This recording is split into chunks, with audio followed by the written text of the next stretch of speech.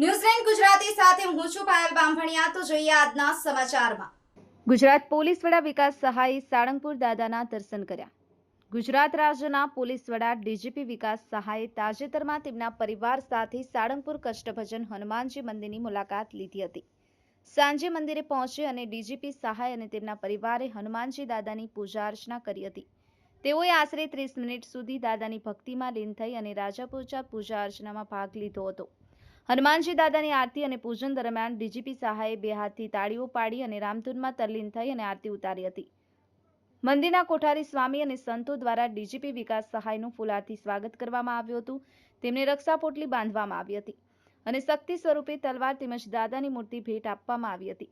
આ મુલાકાત દરમિયાન મોટી સંખ્યામાં ભક્તોએ પણ હનુમાનજી દાદાના દિવ્ય દર્શનનો લાભ લીધો હતો। ન્યૂઝ9 ગુજરાતી બોટાદ। જય સ્વામિનારાયણ, જય કષ્ટભંજન દેવ। આજે પવિત્ર શ્રાવણ માસનો પ્રારંભ થયોનો ત્રીજો દિવસ છે, ત્યારે દર રવિવારે આપણે હનુમાનજી મહારાજના સાનિધ્યમાં સુંદર મજાના રાજોપચાર પૂજન થવાનું છે। ત્યારે અહીંયા જ્યારે સાળંગપુર ધામની અંદર સુરક્ષા સેવા સેતુની જેની કામગીરી છે, એવી પોલીસની દરેક કામગીરી ખૂબ સરાહનીય હોય છે।